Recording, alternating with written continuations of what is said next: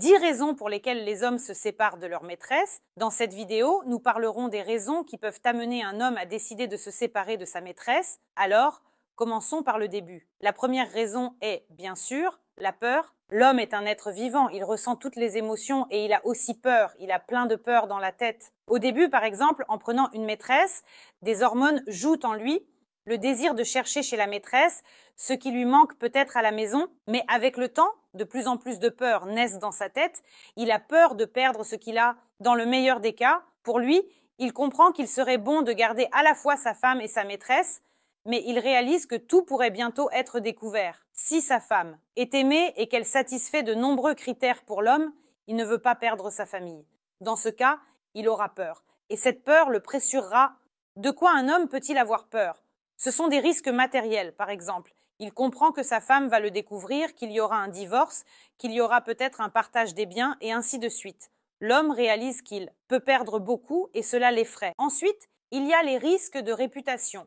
Cela concerne surtout les personnes qui occupent des postes élevés, c'est-à-dire qu'il est important pour elles, par exemple, que la famille soit une pleine coupe, afin de créer une certaine image, un certain profil, c'est-à-dire qu'à ce moment-là, l'homme peut avoir peur de perdre sa femme. Une autre peur est la compréhension de l'homme que les enfants, lorsqu'ils apprendront que leur père trahit leur mère, peuvent refuser de communiquer. Et pour l'homme, c'est aussi important. Et c'est aussi une peur qui peut être dans l'esprit de l'homme. Ensuite, la prise de conscience des menaces cachées de la part de la maîtresse, c'est-à-dire que si la femme est une personne de confiance, une personne éprouvée au fil des ans, c'est-à-dire qu'ils ont déjà vécu ensemble pendant un certain temps, qu'ils ont par exemple des enfants communs, il sait comment elle se comporte dans la vie quotidienne, comment elle se comporte dans la vie, alors il ne sait rien de la maîtresse. Il ne sait que comment passer des soirées avec elle, par exemple, et d'autres moments que sa maîtresse lui a racontés. Il ne comprend pas comment on peut vivre avec elle. Il peut y avoir différentes menaces de la part de la maîtresse, c'est-à-dire que la maîtresse peut, par exemple, également tromper à l'avenir. La maîtresse peut être différente de la femme, elle peut être respectable, bonne, ménagère, etc. La maîtresse peut, par exemple, tout raconter à la femme et l'homme craint aussi cela. Ensuite, choc. Si l'un des amis de cet homme est en train de divorcer parce que, par exemple, sa femme a découvert sa maîtresse et que l'homme entend tous les détails, ces détails le terrifient simplement, ou le comportement de la maîtresse au moment où la femme a appris la nouvelle effraie, ou la façon dont la maîtresse s'est comportée. Quand un homme entend de telles histoires, il se projette un peu et pense que cela pourrait aussi lui arriver. Et c'est dans cet état de peur que l'homme peut décider de quitter sa maîtresse, de rompre et de mettre fin à toutes les relations pour pouvoir vivre tranquillement. Dans la relation entre amants, la chimie disparaît. Les relations entre amants sont les mêmes que d'autres relations et elles évoluent aussi. Si au début, il y a une certaine passion, de l'adrénaline, des émotions vives, avec le temps, la relation prend un aspect plus standard, c'est-à-dire que des petits problèmes commencent à apparaître, à commencer par le fait que, par exemple, lorsque tu divorces, lorsque tu quittes ta femme, tu passes peu de temps avec moi, et ainsi de suite. Les problèmes commencent quand même à surgir, la chimie commence à disparaître et à ce moment-là, la femme peut manifester certains signes d'attention. La femme, par exemple, est devenue plus belle, la femme a commencé à se comporter différemment et l'homme comprend qu'il est plus intéressé, plus à l'aise et plus heureux avec sa femme. Avec la maîtresse, tout est simplement devenu plat, alors il peut décider de se séparer de la maîtresse. Ensuite, la pression, et l'homme se fatigue de cette pression colossale car il est sous la pression de sa maîtresse qui ne veut pas, par exemple, rester longtemps dans le statut de maîtresse, sauf pour celles qui sont satisfaites de cette situation. Mais dans la plupart des cas, la maîtresse veut devenir la femme légitime, c'est-à-dire qu'elle ne veut pas être dans un rôle secondaire. Et l'homme subit d'abord la pression de la maîtresse, c'est-à-dire qu'il reçoit quelque chose d'elle, mais il pense « je vais tenir le coup ». Ensuite, la pression commence du côté de l'épouse. L'épouse commence à demander « alors où étais-tu? Pourquoi es-tu rentré si tard? Pourquoi n'ai-je pas pu te joindre ?» Il commence à avoir l'impression que, par exemple, sa femme soupçonne déjà quelque chose, et cela devient une pression. L'homme se retrouve alors entre deux feux. Il se peut que des amis apprennent cette situation et commencent à dire « Es-tu bien dans ta tête? Tu as une femme si merveilleuse, tu pourrais la perdre. » Par exemple, pourquoi agis-tu ainsi? Pourquoi as-tu fait cela? Ou peut-être que ta sœur le saura, ou quelqu'un de tes proches. Et l'homme comprend qu'il ne peut plus supporter cette pression et se demande si cela en vaut la peine. À ce moment-là, il peut décider de rompre avec sa maîtresse. Ensuite, il y a le soutien financier de la maîtresse. À un certain moment, l'homme peut être très généreux envers sa maîtresse, mais tout commence progressivement à s'épuiser À un certain moment, l'homme réalise qu'il doit faire face à de grandes dépenses pour les enfants. Par exemple, les enfants ont grandi, ils s'inscrivent à l'université ou à d'autres choses. Il faut plus d'argent est dépensé pour la famille, et la maîtresse exige aussi quelque chose pour elle-même. Elle veut des cadeaux, de l'attention.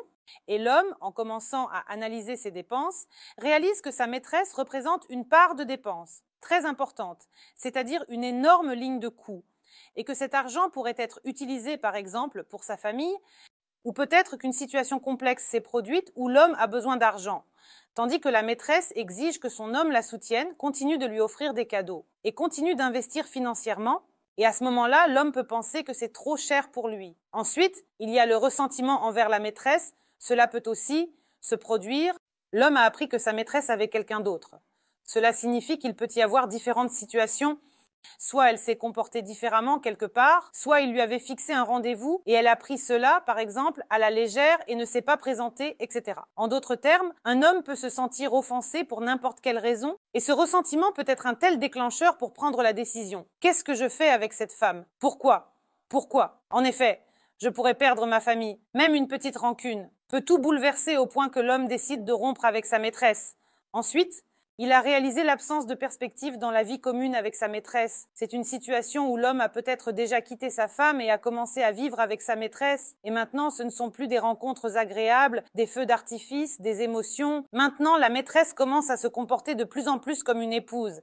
Et peut-être même pire, c'est-à-dire que l'homme comprend que les besoins fondamentaux que sa femme satisfaisait ne sont pas comblés par sa maîtresse. Il a faim, il ne se tient pas bien, et ainsi de suite. Et il commence à comparer et à penser qu'il a fait un mauvais choix, que la décision qu'il a prise. De vivre avec sa maîtresse était une erreur. Et souvent, les hommes, après avoir vécu un certain temps avec leur maîtresse, commencent à demander à revenir, à inventer des excuses pour obtenir le pardon de leur épouse, réalisant ce qu'ils ont perdu. Ensuite, la maîtresse a perdu son attrait féminin. Et cela peut aussi se produire lors de la cohabitation. Encore une fois, l'homme est parti de sa femme pour aller vers la maîtresse, il est parti vers la belle, et la belle n'est en réalité pas une beauté 24 heures sur 24, mais elle était belle quand elle l'a rencontrée, toujours coiffée, maquillée, en peignoir choc, etc. Et maintenant, elle se promène aussi, par exemple, elle fait un masque, ce matin elle est décoiffée, etc. Et il comprend que c'est la même vie ici, la même femme, elle n'est pas belle 24 heures sur 24, et peut-être même plus. La maîtresse a cessé de l'attirer. Lorsque nous possédons quelque chose, beaucoup de gens commencent à le dévaloriser. Et même en ayant une belle maîtresse, avec le temps, sa beauté commence à s'estomper et d'autres aspects, des traits de caractère et le contenu intérieur commencent à être remarqués et cela peut également jouer un rôle énorme dans la décision de l'homme de quitter la maîtresse. Ensuite, l'homme a vieilli ou est tombé malade et n'a plus, disons, besoin d'autant de relations intimes. Il comprend qu'il n'y a plus de sens à poursuivre la communication et prend la décision de se séparer.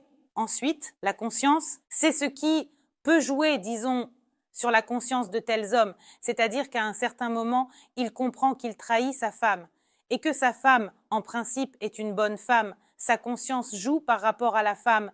À un certain moment, il comprend qu'il prend du temps à la maîtresse, qu'elle perd son âge d'appoint et la possibilité de fonder une famille, et que la conscience, disons, peut jouer même dans les deux sens. Il ressent une grande honte et comprend qu'il trompe, par exemple, la maîtresse en disant qu'il quittera un jour sa femme, alors qu'il ne veut pas le faire. À ce moment-là, il peut prendre la décision de se séparer de la maîtresse. Et enfin, les parents. Lorsque les parents découvrent les infidélités, c'est-à-dire que la femme ne sait peut-être pas encore, mais que les parents ont appris d'une manière ou d'une autre, quelqu'un a raconté, et les parents, bien sûr, sont du côté de cette femme qui élève leurs petits-enfants, qui est avec leur fils. Depuis longtemps, même s'ils n'avaient pas très bonne relation avec leur belle-fille, en comprenant que tout cela peut s'effondrer maintenant, ils peuvent prendre le parti de la femme et la défendre. C'est-à-dire, encore une fois, créer une pression qui sera difficile pour l'homme, peut-être même insupportable pour lui. La pression des parents, de certaines connaissances, d'amis, ainsi que la pression intérieure, ces tourments internes peuvent créer cette décision et cette compréhension que tout cela n'est pas nécessaire, qu'il est nécessaire de détruire ces relations, de briser ce triangle pour enfin vivre en paix. C'est tout pour cette vidéo. Vous étiez avec moi, Alice Wardomska. J'espère vos likes et abonnements. Écrivez dans les commentaires ce que vous aimeriez discuter dans mes nouvelles vidéos. N'oubliez pas de cliquer sur la cloche et à bientôt.